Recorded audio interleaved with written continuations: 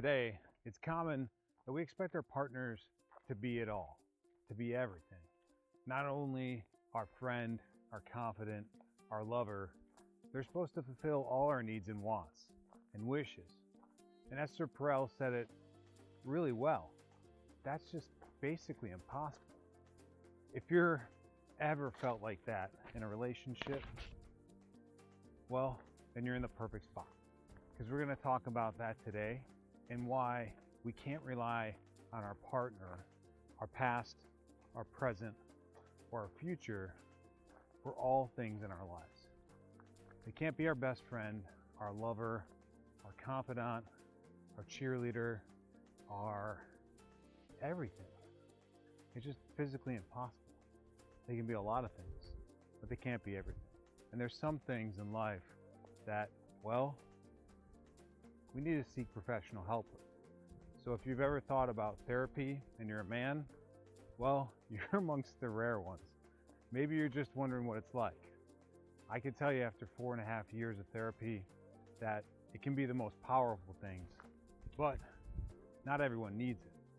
Today we'll talk about 4 different things to consider if you're thinking about therapy, and it will help guide you forward in that process, along with a little bit of explanation of my journey and what I experienced as well, just like we do every video on this channel, because this channel is supporting divorced men through a process that no one really talks about.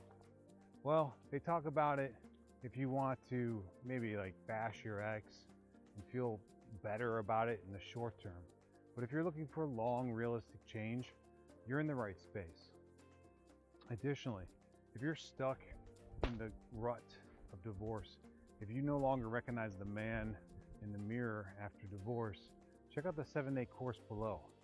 It will move you to the place and get you back to the man that you always knew you were, or always wanted to be. Now, 7 days, you're right, it's not gonna fix everything, but it's certainly gonna give you tools that you can put in your tool belt and that you can use going forward, so you never have to feel this pain again. Back to the video. Today we're talking about therapy from a man's perspective, and that's not an easy thing to consider. Most men do what I did for a long time, which is point the finger back when they're told they need to go to therapy. They probably say something like, I don't need therapy, you do. Well, let me tell you this. If you said that before, and I want you to consider that you may be wrong, and that you most likely will be the person that needs the therapy the most. It's hard for us to consider seeking help from someone we don't know when we barely ask our friends and family for that same help. So I understand the hang up here, but we got to rely on the fact that a therapist is trained. A therapist knows things that we don't, not only about themselves, but how the human brain works. And that is a powerful tool to utilize, to tap. It's a resource that you can't say no to. And if you love your wife or are interested in finding a partner again, the best thing you can do is invest in yourself, get to know yourself better, and use that experience of a trained professional to your advantage. I'll tell you this, the 4.5 years that I spent in therapy, it was the best investment that I ever made myself. And making that investment in myself, it helped me forward the progress of my growth, not only physically, but mentally. And ultimately, it turned me on to making content like this. It lit the candle, it set the fuse, it primed everything. Because, I don't know really, because why? Well, I guess it gave me the time to think deeper than just reacting. I moved from a place of experiencing life to living life. So if that sounds interesting to you, then therapy might be what you're looking for. And this video is going to tell you 4 things to consider if you're going to seek someone's help here. So, number 1 thing to consider if you're thinking about therapy as a man is, does the schedule, the location, the office, does it suit you? Does it serve you?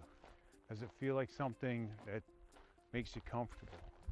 I know for me, I tried different forms and modalities and locations, and where I always felt comfortable was the places that I picked.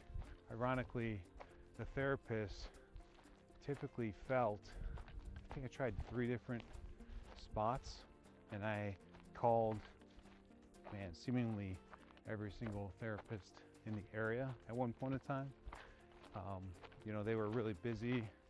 It was pre-COVID, but any major city is going to have that problem. You're going to have a high demand, and that should be another indication that this is a good investment.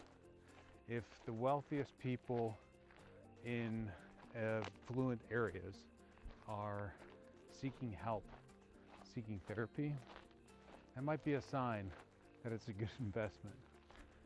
I don't know about you, but if someone has success, I like to learn from them so that I can use the lessons they've learned as well and to my advantage.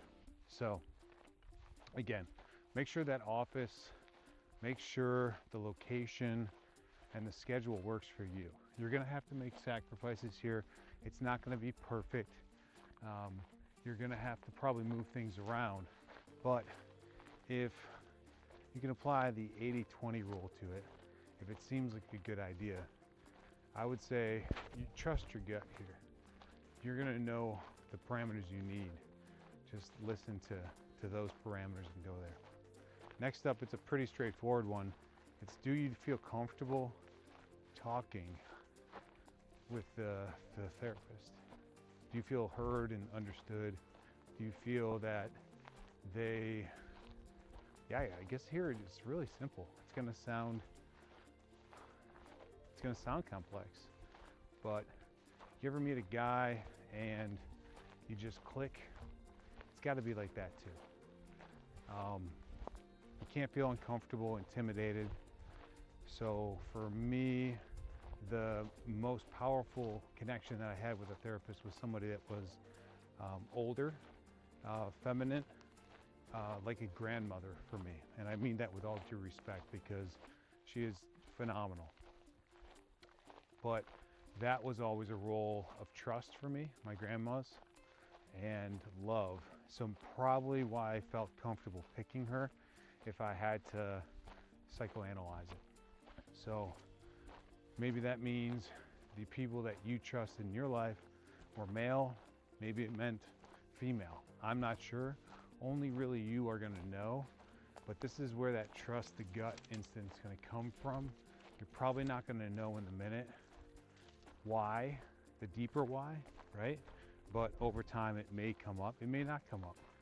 Sometimes it's due to the connection, unresolved trauma that you need to suffice or resolve. Sometimes it is just because you feel heard or understood. So enough about that. I think you get it. If you feel comfortable, your gut is going to tell you here which way to go.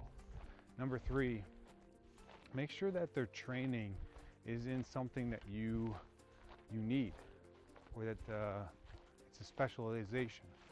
So for me, I was a veteran, and I needed someone to understand the pressures that veterans experience overseas, and living in combat zones, and spending prolonged periods of time in those environments. And so for me, it was a really powerful thing to have someone that had worked with veterans, that had a deep respect for them, that understood a lot of the challenges and cycles that veterans experience.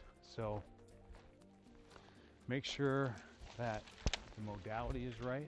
If it's cognitive-based therapy, CBT, make sure that aligns with something you need. Or, just refer back to number 2, which is like, make sure your gut says, okay, I'm not sure what CBT is or what EMDR is, but I feel connected and trusting out there as well. A lot of cities nowadays too are doing, if you are a veteran and you're looking for veterans help, there are assisted ketamine, I believe, and MDMA therapy is as well. Obviously, don't do that if your employer drug tests like mine does, but if they don't, by all means, if you feel called to it, do your research, look into it. I have looked into it as well. The therapies in psilocybin, MDMA, or even ketamine have massive positive attributes to them and highly correlated to success. So just consider the fact that there are different options and modalities out there that can be really successful for you. Be open to them, do your research, obviously make sure that aligns with your moral values, your beliefs, your thought processes. I'm not going to push you in any different way. There's plenty of material out there that can guide you in that. I'm just simply presenting it as an option. As a veteran, I care for other veterans, and if there's something that brings them success and happiness and joy and peace, then that's what this is about. It's bringing that information to the table. In no ways am I endorsing or pushing it, and I think enough said there. Lastly, and most importantly, do you actually know what you want to work on? You know, you can show up to therapy after divorce and just walk in the door, but you need a clear vision of what you want to work on. For me, I didn't like the way I was showing up in the world. I didn't like how I was showing up for my partner. And to be honest, I showed up because I wanted to save the marriage. And that was a task I had to learn that wasn't going to be possible. But in showing up and having a goal, while the goal changed, ultimately, it was good to have a purpose and a clear vision for going in the first place. And I was able to unpack a lot of the reasons why I wanted to save the marriage, and that ultimately led into deeper work on myself. So those are the 4 reasons. Make sure the location, the timing, the schedule works for you. Make sure that the connection, the energy, the vibe works for you. The office can sometimes be a good place to understand if it's going to work for you. Also, make sure the type of therapy resonates with you, right? Whether it's CBT, EMDR, veterans work, PTSD, whatever it may be, make sure that all resonates with you and is aligned with your values and what you need. Obviously, don't go to someone that specializes in something you don't need. And lastly, go with a goal. If you're seeking therapy and you're going to put in the work and you make the investment, don't just show up expecting the therapist to tell you what to do, because that's not gonna work out, and that's not how the system works, to be honest. It's really about learning to be open, to explore yourself, your thoughts, and dive deep into your childhood. So no matter what you do, whether you want therapy, need therapy or not, I'm not here to tell you that. That's your journey. You're gonna figure that out for yourself. But I can tell you, for me, it was one of the best investments I've ever made in my life. And if you're thinking about it, check it out. Make some phone calls. It doesn't hurt to get a no or sorry, my books are full. Ask kindly if you can be put on a waiting list, and be open to the fact that it may take some time. It's a great opportunity, if you're waiting, to work independently on you, to get to know yourself better and really hone in on what you want to work on in the first place. So, not everyone needs it, but it could be one of the most powerful gifts you give to yourself. And it can help you get closer to becoming the man you've always wanted to become.